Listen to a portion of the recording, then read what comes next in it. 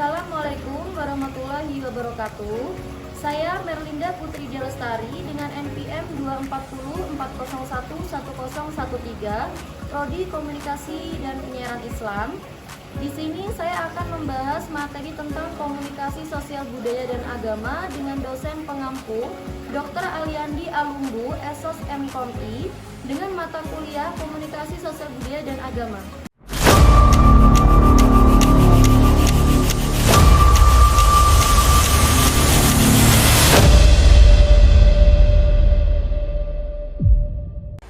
Halo semuanya, di video kali ini aku mau bahas tentang komunikasi sosial budaya dan agama yang sebenarnya sangat penting dalam kehidupan kita sehari-hari loh.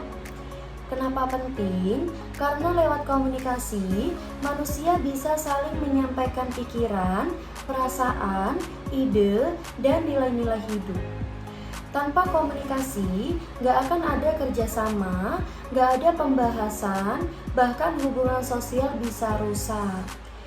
Di era modern seperti sekarang, komunikasi gak cuma lewat tatap muka aja teman-teman, tapi juga lewat media sosial, internet, dan teknologi digital. Nah, disinilah muncul tantangan baru.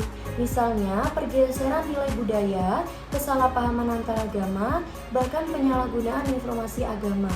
Makanya kita perlu memahami bagaimana komunikasi sosial budaya dan agama seharusnya dijalankan dengan benar dan bijak. Yang pertama yaitu pengertian komunikasi. Secara bahasa, kata komunikasi berasal dari bahasa Latin yaitu communicare, yang berarti memberitahukan atau berbagi informasi. Sedangkan menurut Effendi 2011, komunikasi adalah proses penyampaian ide, opini, atau gagasan dari satu orang kepada orang lain supaya ada umpan balik atau respon. Jadi seperti itu.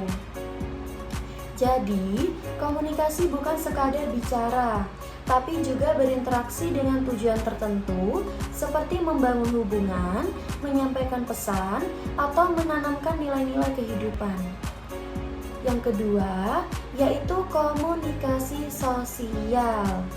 Komunikasi sosial adalah proses interaksi antar individu atau kelompok dalam masyarakat supaya tercipta saling pengertian, keteraturan, dan solidaritas sosial, teman-teman.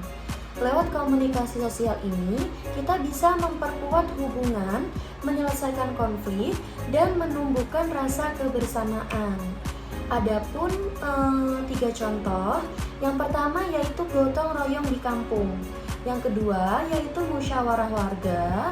Dan yang terakhir yaitu kerja sama antar organisasi. Intinya, komunikasi sosial menjaga agar kehidupan masyarakat tetap harmonis dan saling mendukung. Jadi seperti itu teman-teman. Yang selanjutnya yang ketiga yaitu komunikasi budaya ya. Komunikasi budaya terjadi ketika orang-orang dengan latar belakang berbeda saling berinteraksi dan bertukar nilai. Di sini yang disampaikan bukan cuma kata-kata, tapi juga simbol, bahasa, adat, pakaian, tradisi, dan juga norma. Tujuannya adalah untuk memahami perbedaan, membangun toleransi, dan menciptakan harmoni dalam beragama. Misalnya, saat kamu belajar bahasa atau adat dari daerah lain, dan juga saat acara adat disiarkan di televisi supaya orang luar bisa mengenal budayanya. Jadi bisa saling mengenal budaya satu sama lain, teman-teman. Komunikasi budaya membuat kita tetap punya identitas, tapi juga terbuka terhadap perbedaan. Yang keempat, yaitu ada komunikasi agama. Komunikasi agama adalah proses menyampaikan ajaran, pesan, dan nilai-nilai keagamaan kepada orang lain dengan tujuan membimbing mereka menuju kebaikan. Dalam Islam, komunikasi agama disebut dakwah. yaitu menyampaikan risalah Allah dengan cara yang bijak, lembut, dan penuh keteladanan. Ciri pentingnya yaitu isi pesannya jujur dan benar. Yang kedua yaitu disampaikan dengan tutur kata yang baik. Dan yang terakhir yaitu antara perkataan dan perbuatan harus sejalan.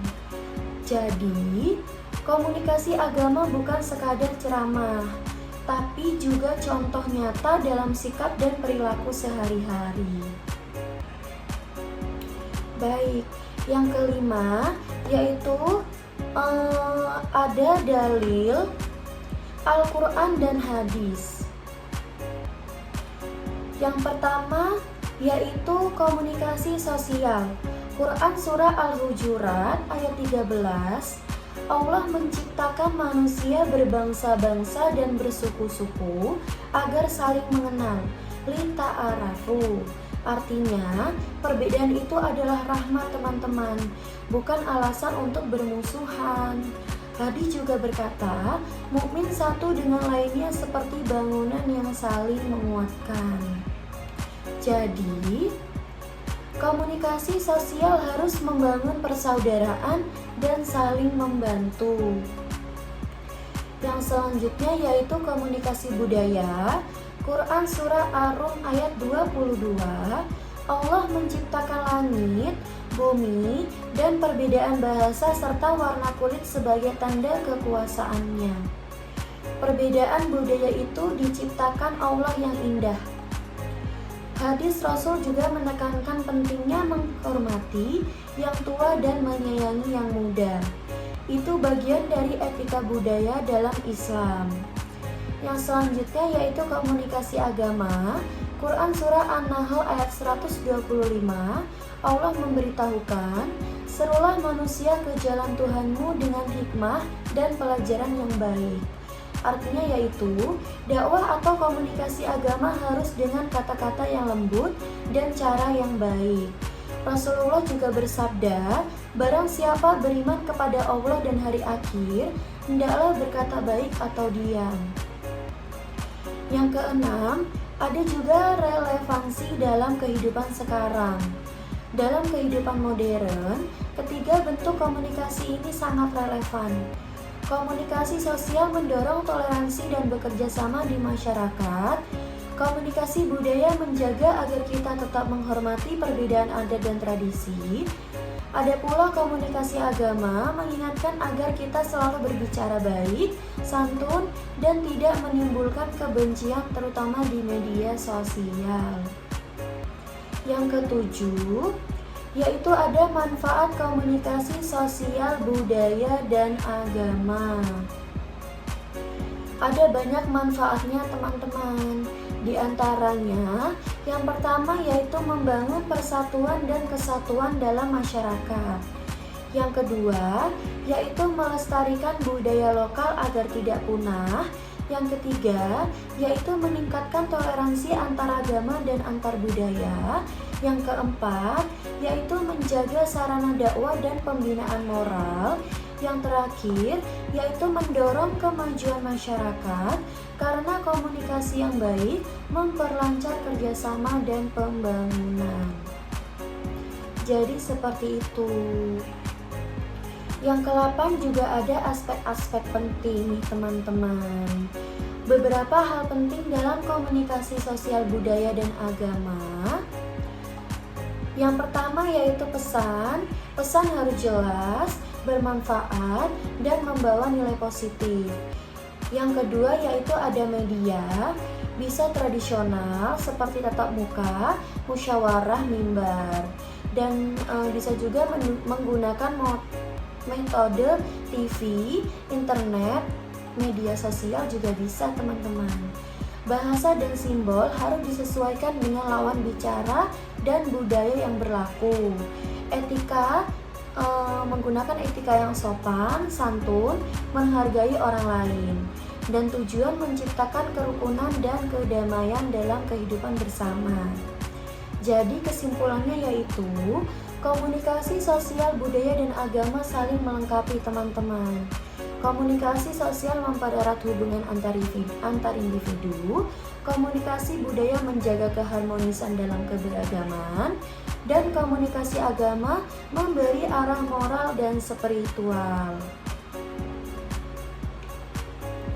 Kalau ketiganya berjalan seimbang, maka masyarakat akan menjadi harmonis, berbudaya, dan beriman. Seperti itu teman-teman. Baik, seperti itu penjelasan dari saya. Saya akhiri, wabillahi taufiq wal hidayah. Wassalamualaikum warahmatullahi wabarakatuh.